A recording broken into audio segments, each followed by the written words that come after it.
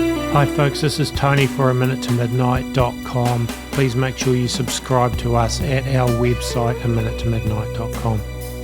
There are so many things happening all the time, it's hard to keep up. But one thing I'm noticing more and more is the fact that the global technocratic elite is making it very obvious that their goal is a one world government. And events that are happening are largely to control people and to bring us into their one world government, which the Bible foretells is what will happen in the end days.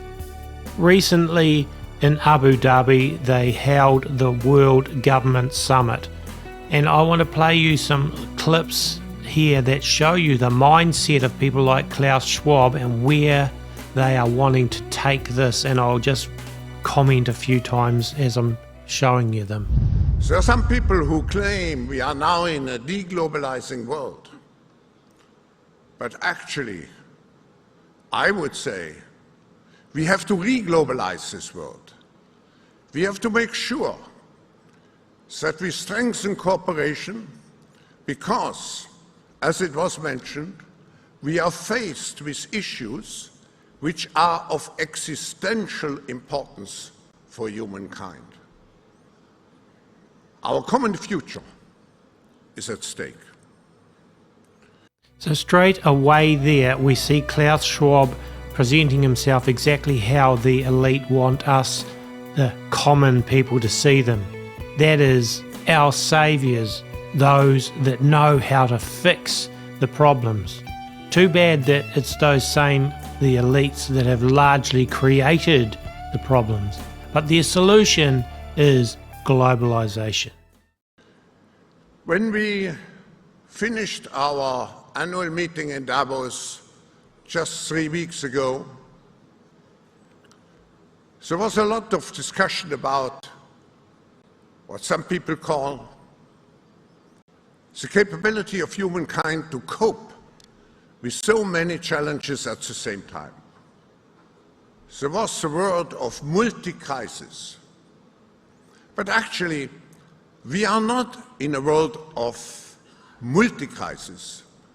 We are in a world where simultaneously we are caught in deep, systematic transformation processes.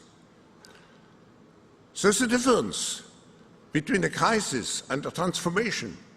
If you manage a crisis, you want to come back to the original point as fast as possible. You want to correct the situation. But in a transformational situation, you have to manage change, to come out at the end of the transformation in a better situation compared to the beginning. The world at the moment, as I just mentioned, faces many of those transformational processes, systemic processes, structural changes. So there we have Ordo ab chao, or order out of chaos, as in the Masonic mantra. And what we see here is the crisis is being basically created by these elites, and then they come as our saviour. And who would argue that the world is better now than it was pre the COVID pandemic in 2019? I think anyone in their sane mind would rather the world was like pre-2019 rather than the direction they're taking us in since the pandemic. I think the fourth revolution, industrial revolution, will be in our mind for quite some years to come. But what is very essential, my concern, my deep concern, is that those technologies, if we do not work together on a global scale, if we do not formulate, shape together the necessary policies, they will escape our power to master those technologies. Because artificial intelligence, it's relatively easy, let's say, to understand how a computer functions, of course, if I go back to the first industrial revolution, how a steam engine functions. But how does really quantum computing function? How does artificial intelligence, particularly if it's self-replicating, functions? So one of my concerns is how to shape the necessary policies to make sure that those technologies serve humankind.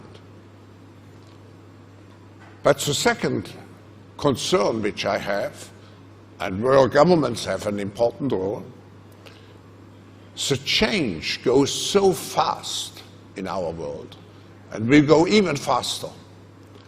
How can we make sure that the individual, each citizen, doesn't feel overwhelmed by change, because he cannot understand really what's going on? And if we do not understand, we become fearful, and we react negatively, and we see the first consequences already in many countries with polarization of the public opinion. It has to do with some feeling that we lose control over our own fate. Now, we know from Klaus Schwab's book, The Fourth Industrial Revolution, as well as some of his other interviews and so forth, that he is an advocate for transhumanism, or the enhancement of humans, evolving humans into something more than what we are now through artificial intelligence and robotics and the integration of, basically all of these things together and implanting in people and so forth. So what is very clear here is that the elites, and Klaus Schwab is sort of like the spokesperson for an elite class of puppeteers, and what they are basically saying here is they recognize where this is going. They want it to go in this direction, but they are absolutely adamant that they need to control it and take it in the direction they want it to go in. And of course it's going to create fear in people, and people will be very well aware that their freedom is being choked out, because it is this elite class that want to control the direction of it all and control the narrative that we see. And if you don't fit in with their vision, look out. That's basically where it stands. In the mindset of elites like Klaus Schwab, there is no room for dissenters. And they can spout things that make it sound as if they are benign and that they care about the planet and the state of the planet and the fate of the people on it. But the reality is that they consider us as useless eaters or a cattle class that are totally dispensable, and they see themselves above that. And we are just now where we move into the exponential phase. And I agree, artificial intelligence, but not only artificial intelligence, but also the metaverse, new space technologies, and I could go on, synthetic biology. Our life in 10 years from now will be completely different, very much affected, and who masters those technologies in some way will be the master of the world. And there you have it in a nutshell, masters of the world. Now, Klaus Schwab doesn't believe he himself alone will be the master of the world, obviously, but it's the elite class of Luciferians taking us into the beast system.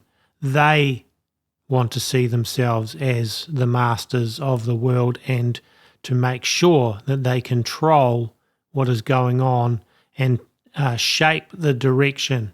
As I say, order out of chaos. They create the chaos in order to bring their order, the one world, new world order. That's their goal. To me, the big question is, so how is this transition going to happen? I mean, I totally agree that the world order, the way it is built today, doesn't make any sense. That is not in line with the economic powers like India, Brazil, or Germany You know that they don't have a massive role in the international order. But to me, the big question is: so how we are going to go through this transform? It has to be. It cannot be gradual. It has to be driven by a certain shock that will happen. So now we will reconsider this entire. No, so if your question is that this period could be turbulent, could have violence, Yes. could have conflicts, we are already living it. Yeah. I think the last 5 or 6 years tell us that we are going through a rather turbulent phase.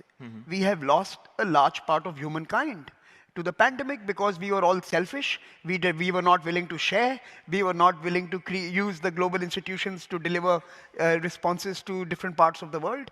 We have lost people. Now, how much more bloodshed do we need to understand that the transition is upon us? See, there you have it again. They're basically telling us that you are selfish if you do not believe what we're telling you to believe, if you do not follow what we're telling you to follow, if you do not take the things in your body that we're telling you to take, then you are selfish and you are the problem. But of course, if you have half a brain to have looked at what's going on, you should know we've been lied to big time. And I won't go into the details of that because I want to keep this on YouTube if possible, this video. But I'm sure many of the listeners will know exactly what I'm talking about, how we have been lied to and things pushed for people to take into their bodies which never were what they were claimed to be. And many of us knew that ahead of time anyway. But it's all about control, and they want to push us into their one world government. Two things are important for them to get to their much vaunted one world government, and they are digital identity and censorship. They need to get everyone in the world to have a digital identity so they can be fully controlled, and they need to censor the opposition. Call it disinformation, call it hate speech, or whatever they want to call it, in order to censor it, to keep dissenting voices out from being heard. And that is their goal, has been a big time goal and will continue to be so. And the digital identity for every man, woman and child on the planet is central, as you can see from these World Economic Forum graphs, or these wheels from their website, from which everything else emanates or revolves around the participation through digital identity. Now, with that in mind, listen to this. This is from the Gateway Pundit.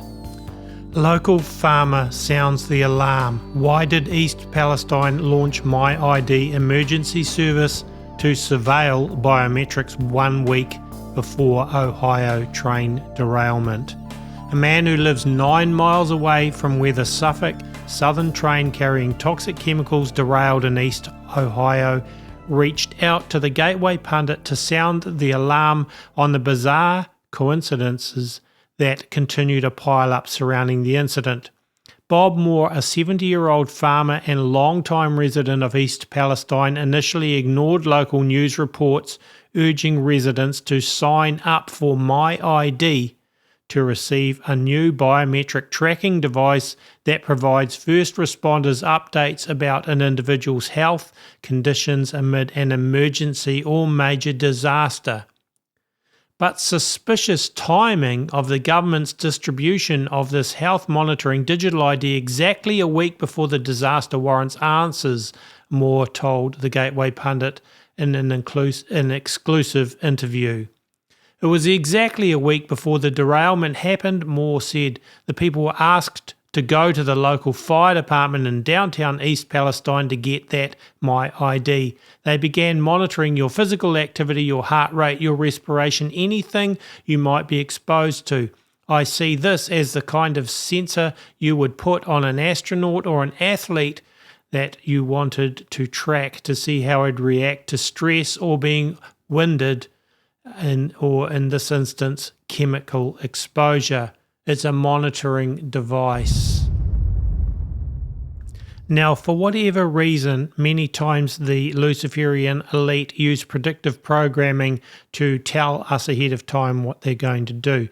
Now, I want to read just a few little bits from an excellent article. The rest of the article's well worth reading as well, from the dailycrow.com, titled America's Chernobyl. Our friends at the CDC began a probe in January, specifically targeting the effects of vinyl chloride on human health. Coincidentally, days later, the largest test case ensued. 70 days before the nightmare that has befallen East Palestine, a movie filmed in the areas surrounding East Palestine was released. White Noise included residents of the East Palestine in the film. The plot was a train crash that resulted in a cloud of chemical waste over the town where an airborne toxic event forced a mass evacuation. We will cover the two most remarkable coincidences I've stumbled across thus far involving East Palestine. Days before the East Palestine train derailment that included 14 cars carrying vinyl chloride, the CDC released a toxicological profile for vinyl chloride draft for public comment.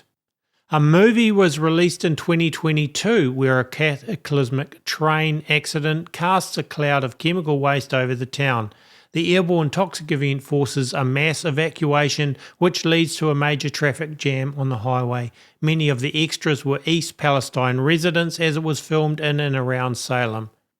Vinyl chloride. Why did one of the largest ecological disasters in US history have to involve vinyl chloride, and why did it have to be 3 days after the January 2023 CDC report?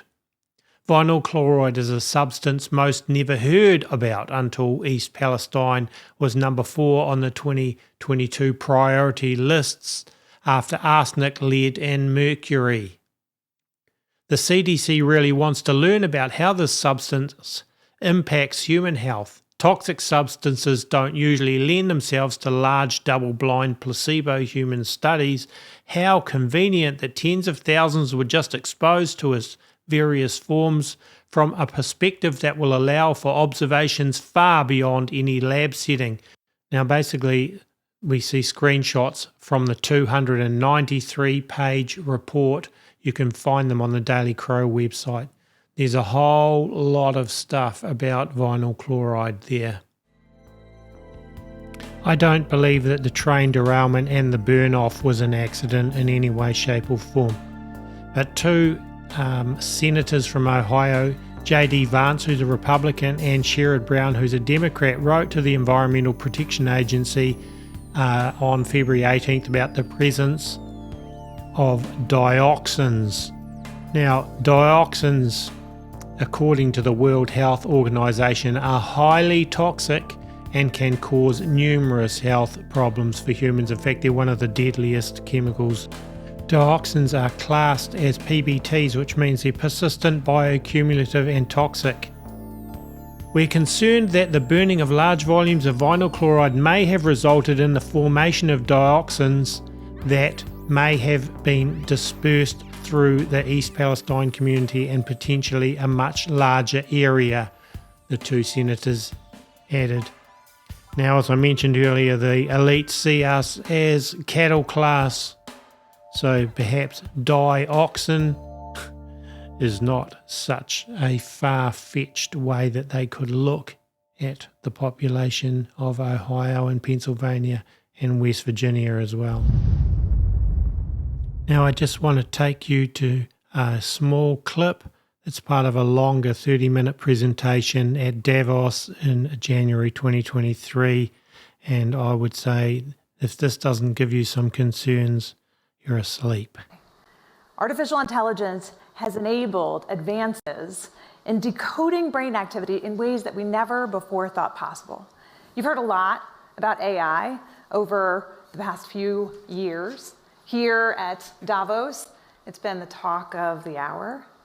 But I want to talk about it in a different way, which is the ability to decode brainwave activity. After all, what you think, what you feel, it's all just data. Data that in large patterns can be decoded using artificial intelligence. Consider this. The average person thinks thousands of thoughts each day. as a thought takes form, like a math calculation, you're happy, you're tired, you're hungry, you're elated. Neurons are firing in your brain, emitting tiny electrical discharges. As a particular thought takes form, hundreds of thousands of neurons fire in characteristic patterns that can be decoded with EEG, or electroencephalography, and AI-powered devices. In fact, what you're seeing here is my brain activity while I'm wearing a simple device like the one on the right. We're not talking about implanted devices of the future. I'm talking about wearable devices that are like Fitbits for your brain. It used to be that there was very little we could tell from EEG activity. But already, using consumer wearable devices, these are headbands, hats that have sensors that can pick up your brainwave activity, earbuds, headphones, tiny tattoos that you can wear behind your ear.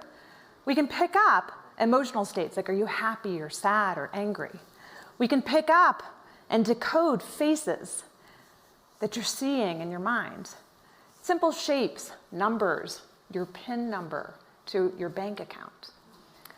It's not just your brain activity here that we can pick up. We can also pick up your brain activity in different places, like as your neurons fire from your brain down your arm and send signals to your hand to tell you how to type, move. All of that can be decoded through electromyography, and that's what you're seeing here is a device now in the form of a simple wearable watch that can pick up that activity. And one of the pivotal acquisitions of the field, Meta acquired this company, Control Labs, in 2019, because major tech companies are investing in helping to make these devices universally applicable as the way in which we interact with the rest of our technology.